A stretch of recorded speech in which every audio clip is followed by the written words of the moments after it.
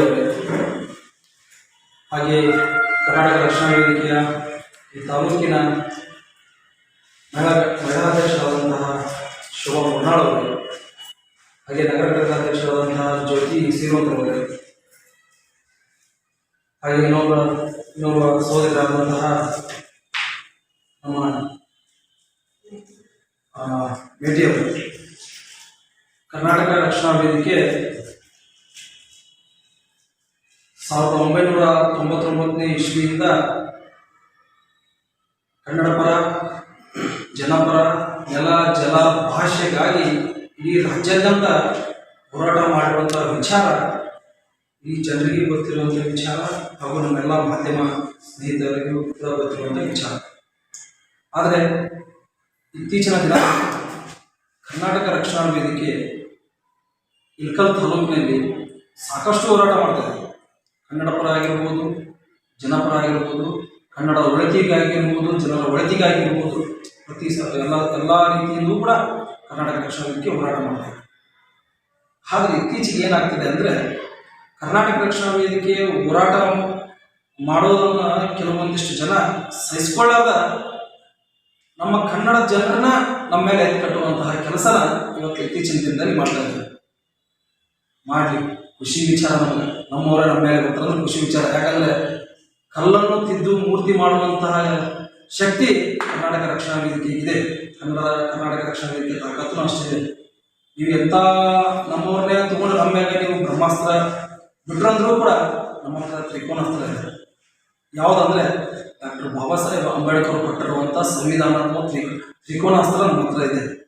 ನಾವು ಸಂವಿಧಾನಾತ್ಮಕವಾಗಿ, ಕಾನೂನಾತ್ಮಕವಾಗಿ ಹೋರಾಟ ಮಾಡೋದನ್ನು ನಮ್ಗೆ ಗೊತ್ತಿದೆ. ನಾವು ಹೋರಾಟ ಮಾಡೇ ಮಾಡ್ತೀವಿ. ಒಟ್ಟಾರೆ ಹೇಳ್ಬೇಕಂದ್ರೆ ನಮ್ಮವರು ಕನ್ನಡ ಬಗ್ಗೆ, ಕನ್ನಡ ಜನಗಳ ಬಗ್ಗೆ ಒಂದು ಸ್ವಲ್ಪ ಕಾಳಜಿ ವಹಿಸಬೇಕು ಅನ್ನೋದು ನನ್ನೊಂದು ವಿಚಾರ. ಇವತ್ತು ಕರೆಸಿರುವಂಥ ಮುಖ್ಯ ಉದ್ದೇಶ, ಈ ಪತ್ರಿಕಾಗೋಷ್ಠಿ ಕರೆಸಿರುವಂಥ ಮುಖ್ಯ ಉದ್ದೇಶ ಏನಂದರೆ, ಕರ್ನಾಟಕ ರಕ್ಷಣಾ ವೇದಿಕೆ ದಿನಾಂಕ 26/4/2023 ನಗರಸಭೆಗೆ ಒಂದು ಮನವಿಯನ್ನು ಸಲ್ಲಿಸುತ್ತೆ. ಏನು ಮನವಿ ಅಂದರೆ, ಇಳಕಲ್ಲಿನ ಮುಖ್ಯ ರಸ್ತೆ ಆದಂತಹ ಹನುಮಸಾಗರ ರಸ್ತೆ ಪಕ್ಕದಲ್ಲಿ ಒಂದು ವಾಯಮಾರ್ಗವಾಗಿ ಪುರಾತನದಿಂದ ಇರುವಂಥ ಒಂದು ರಸ್ತೆ, ಅದು ವಾಯವಾಗಿ ಊಲಿಗೆರೆಗೆ ಹೋಗುವಂಥ ಊಲಿಗೆರೆ ಗ್ರಾಮಕ್ಕೆ ಹೋಗುವಂಥ ರಸ್ತೆ. ಆ ರಸ್ತೆನ ಒಂದಿಷ್ಟು ಕಲ್ಲು ಶೋರೂಮ್ ಮಾಲೀಕರು ಮತ್ತು ಫ್ಯಾಕ್ಟ್ರಿ ಮಾಲೀಕರು ಅದನ್ನು ಅತಿಕ್ರಮಣ ಮಾಡಿಕೊಂಡು ಆ ರಸ್ತೆನ ಮಿನಿಮಮ್ ಏನಿಲ್ಲ ಅಂದರೂ ಕೂಡ 60 ಫೀಟಿನ ಒಂದು ರಸ್ತೆ ಅದು. ಆ ರಸ್ತೆನ ತಮ್ಮ ಜಾಗದೊಳಗೆ ಹಾಕ್ಕೊಂಡು ಅತಿಕ್ರಮಣ ಮಾಡಿಕೊಂಡು ಆ ರಸ್ತೆ ಇಲ್ಲ ಅನ್ನೋ ಥರನೇ ಆ ರಸ್ತೆನ ಮುಚ್ಚಾಕೊಂಡಿದ್ದಾರೆ. ತೋರಿಕೆಗಾಗಿ ಆ ಶೋರೂಮಿನಿಂದ ಗುರ್ಲಿಂಗಪ್ಪ ಕಾಲೋನಿಗೆ ಹೋಗುವಂತಹ ಒಂದು ರಸ್ತೆನ ತೋರಿಕೆಗೆ ಹಳ್ಳದಲ್ಲಿ ಅವರು ರಸ್ತೆ ಮಾಡಿಕೊಟ್ಟು ಆ ಜನರಿಗೆ ಹೋಗುವಂಥ ರಸ್ತೆಯನ್ನು ಕಲ್ಪಿಸಿಕೊಟ್ಟರು. ಆದರೆ ಮೂಲತಃ ಆ ರಸ್ತೆ ನೀವು ನೋಡಿರ್ಬೋದು, ಎಲ್ಲ ನಮ್ಮ ಮಾಧ್ಯಮ ಮತ್ತು ಪತ್ರಿಕಾ ಮಿತ್ರರು ನೋಡಿರ್ಬೋದು, 2 ಫ್ಯಾಕ್ಟ್ರಿಗಳಿವೆ. ಈ ಕಡೆ ಒಂದು, ಈ ಕಡೆ ಒಂದು. ನಡುವೆ ತೋರಿಕೆಗಾಗಿ ತಮ್ಮ ಅನುಕೂಲಕ್ಕೋಸ್ಕರ ಒಂದು ರಸ್ತೆಯನ್ನು ಇಟ್ಕೊಂಡಿದ್ದಾರೆ. ಆ ರಸ್ತೆ ಹಿಂದ್ಗಡೆ ಒಂದು ಕಂಪೌಂಡ್ ಕೂಡ ಕಟ್ಟಿಕೊಂಡಿದ್ದಾರೆ. ಆ ನಡುವೆ ಇರುವಂತಹ ರಸ್ತೆ ಮಿನಿಮಮ್ 60 ಫೀಟಿನ ರಸ್ತೆ. ಅದು ಊಲಿಗೆರೆ ಗ್ರಾಮಕ್ಕೆ ಹೋಗುವಂಥ ರಸ್ತೆ. ಅದನ್ನು ಸಂಪೂರ್ಣವಾಗಿ ಮುಚ್ಚಿ ಹಾಕೊಂಡು ಇಲ್ಲಿವರೆಗೂ ಅರ್ಧವರ್ಷವಾಗಿ ತಾವು ನಡೆದಾಡ್ತಾರೆ. ಇದನ್ನು ನಮ್ಮ ಗಮನಕ್ಕೆ ಬಂದ ಮೇಲೆ ಸುಮಾರು 1 ವರ್ಷದಿಂದ 14 ತಿಂಗಳ ಹಿಂದನೇ ನಾವು ನಗರಸಭೆಗೆ ಒಂದು ಮನವಿ ಕೊಟ್ಟಿದ್ವಿ. ಏನಂದ್ರೆ, ಸಾರ್ವಜನಿಕ ರಸ್ತೆಯನ್ನು ಅತಿಕ್ರಮಣ ಮಾಡಿ ಕಟ್ಟಡ ನಿರ್ಮಾಣ ಮಾಡಿರುವ ವಿರುದ್ಧ ಕ್ರಿಮಿನಲ್ ಮೊಕದ್ದಮೆ ದಾಖಲಿಸುವ ಕುರಿತು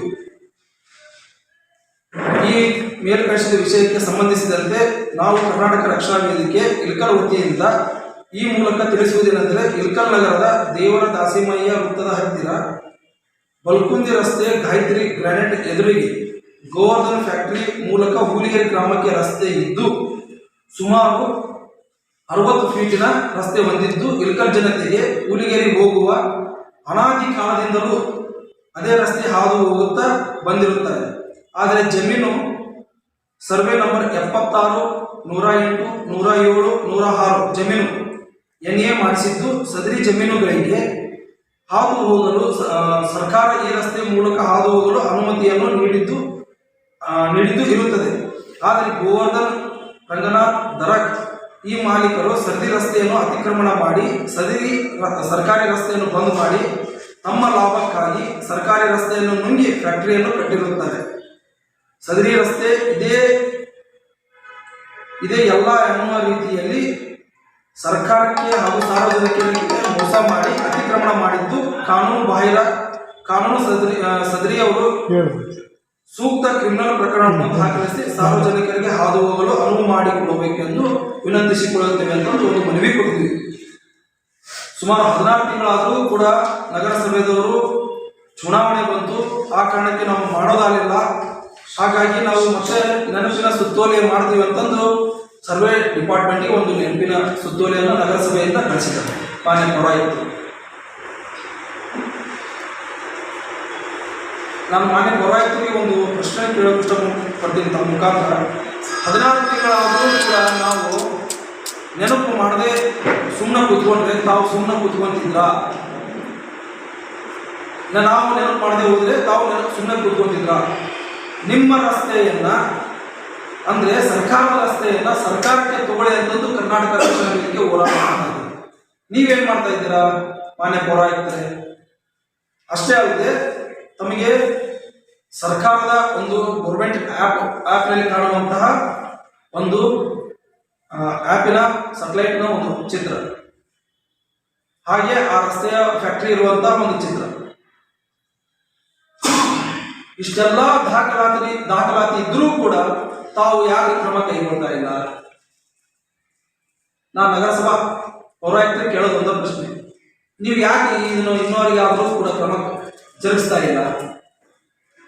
ಅದಕ್ಕೆ ಮಾನ್ಯ ನಾನು ಪೌರಾಯುಕ್ತರಿಗೆ ತಿಳಿಸುವುದೇನೆಂದರೆ, ಎಲ್ಲ ಅಧಿಕಾರ ಈ ನಗರದಲ್ಲಿರುವಂತಹ ಅಕ್ರಮವಾಗಿ ಕಟ್ಟಿರುವಂತಹ ಎಲ್ಲ ಆಸ್ತಿಗಳನ್ನ ಸರ್ಕಾರಿ ಆಸ್ತಿಗಳ ಮೇಲೆ ಕಟ್ಟಿರುವಂತಹ ಎಲ್ಲ ಆಸ್ತಿಗಳನ್ನ ತಾವು ತೆರವು ಮಾಡಬಹುದು. ಆ ಪವರ್ ಆಫ್ ಅಥಾರಿಟಿ ನಿಮ್ಮ ಹತ್ರ ಇದೆ. ಆ ಕಾರಣಕ್ಕೋಸ್ಕರ ತಾವು ಇದ್ರ ಬಗ್ಗೆ ಹೆಚ್ಚಿನ ಗಮನ ಕೊಟ್ಟು ಸಾರ್ವಜನಿಕರಿಗೆ ಮತ್ತು ಅಲ್ಲಿರುವಂತಹ ಹಿಂದಿಯರಾಗಿರುವಂತಹ ಗುಡ್ಲಿಂಗಪ್ಪ ಪ್ಲಾಟಿನ ಜನರಿಗೆ ಓಡಾಡಕ್ಕೆ ಮತ್ತು ಉಳಿದ ಗ್ರಾಮಗಳಿಗೆ ಹೋಗುವಂತಹ ಜನರಿಗೆ ಅನುಕೂಲ ಮಾಡಿಕೊಡ್ಬೇಕಂತ ತಮ್ಮ ಮುಖಾಂತರ ವಿನಂತಿ ಮಾಡ್ಕೊಂತ ಇದ್ದೇನೆ.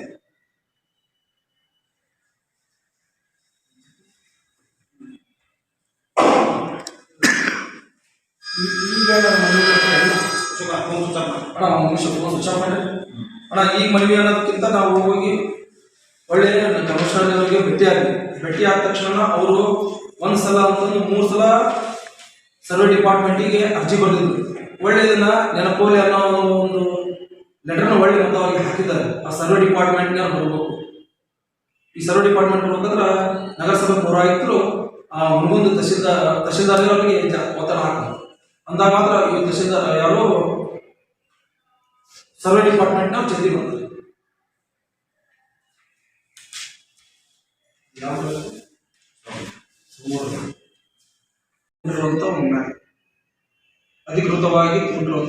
ಅಧಿಕೃತವಾಗಿ ಕೊಟ್ಟಿದ್ದಾರೆ.